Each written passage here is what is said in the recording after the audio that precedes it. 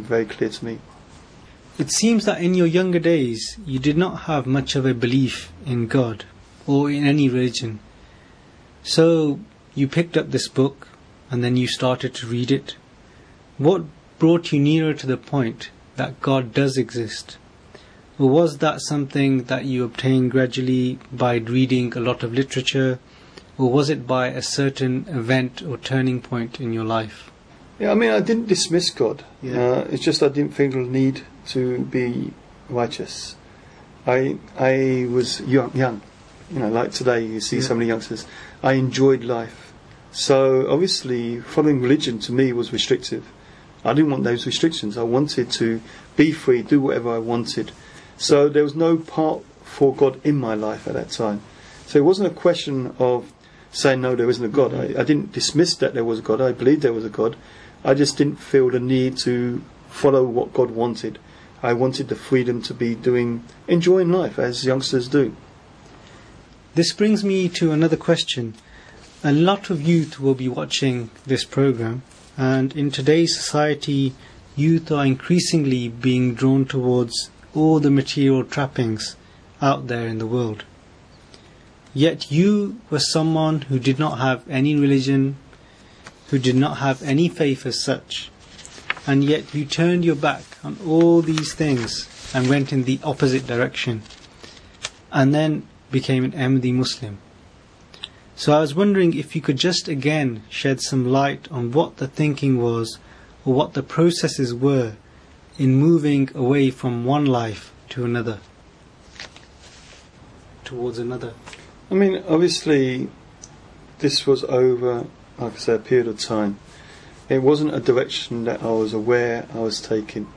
It was just sort of enjoying life and moving a different sort of way. But I mean, obviously the more you read, then the more conscious you become of your behaviour, and that conflict starts up then, and you start questioning what you're doing and should you do it. So slowly, of course, then stopped drinking and stopped smoking and all these sorts of things. But it was a slow process, and it was just one of those things which in your development you just felt bad now. You started questioning yourself more. So I mean, I found giving up smoking, for instance, very easy. Before religion I couldn't do it. I tried many times and just couldn't do it. But once I had a purpose to do it for God's sake, then I just gave I think a packet of 18 away, gave my lighter away, and that was it. And there was no withdrawal, anything like this, and it was very, very easy. The same with the alcohol. I mean, initially, yes, I carried on going to the pubs because my mates were there, but I started drinking Brevik Orange and became known as the Brevik Kid. And they were mocking, but they were fine with it.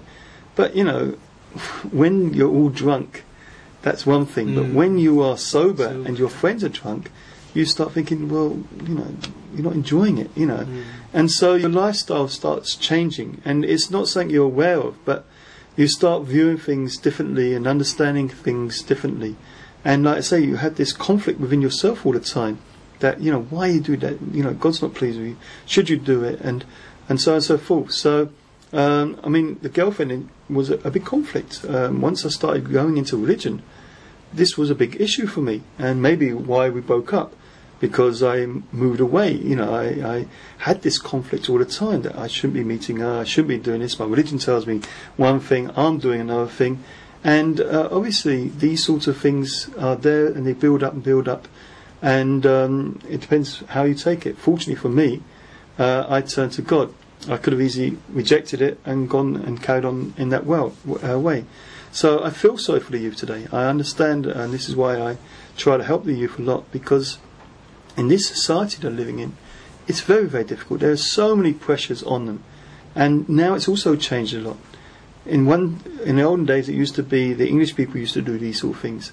Unfortunately, nowadays, when you're at university and things like that, Muslims are doing these sort of things. They're the ones putting pressure on you. And so, yes, I feel for the youth. I know they're under a lot of strain to try to do these sorts of things which people encourage them to do. And they have to be very firm. And of course, when you're young, it's difficult to be firm. Alhamdulillah, I mean, I was very fortunate. Like I say, when I look back, I feel that God guided me and helped me, and without that, I wouldn't have achieved it. But yes, I mean, there was complete turnaround. Like I say, even within a few years, people who knew me when I was 16, 17, 18 even, and knew me when I was 22, 23, there was no comparison. I was completely different.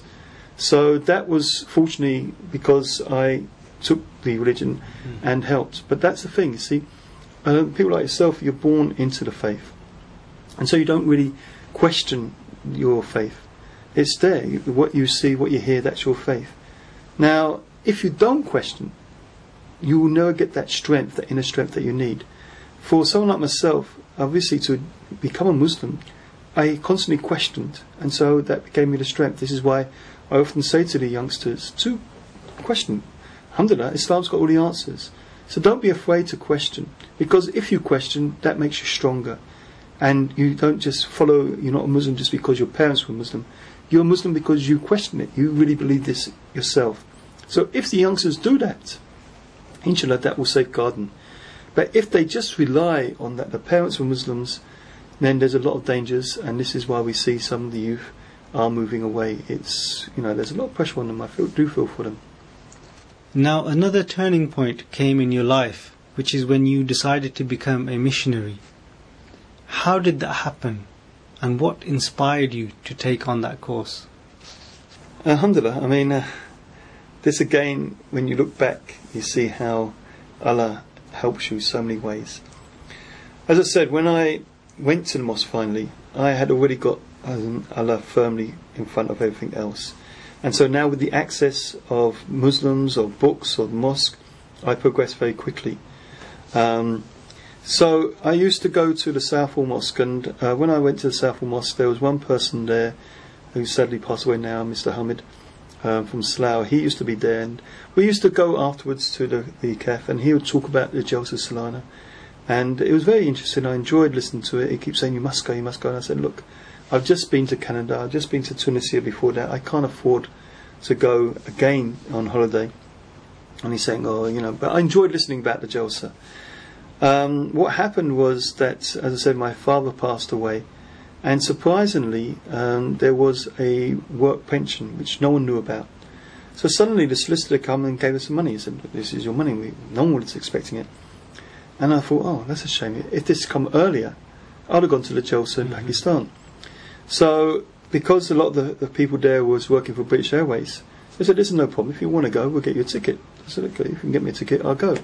So I actually left very, very late. In fact, I missed the Qadian Jalsa, which is about a week before, and just got there a couple of days before the actual Jalsa in Pakistan. Now this was 1983. Alhamdulillah, it was a fantastic Jalsa. There was over 250,000 people there. And whilst I was there, I was introduced to some Jamia students from Africa and other places. So I started chatting to them. Now I knew something about Jamia. I attended the UK Shura, heard something about Jamia, but I didn't take any notice of it at all. But now I was meeting these students, and so I started prizing information from them. Because at that time, the only thing that I really enjoyed was religion. I worked, but it was just to get money to enjoy. I didn't really have job satisfaction. And when you come into this Jamaat, everyone is very motivated to improve themselves and to serve mankind. And you do start thinking, well, this is a dead-end job. I should be doing something better. So I was feeling at that time that I wanted to improve myself. Of course, that was the plan. I mean, I did apprenticeship, and the idea was to then get into management.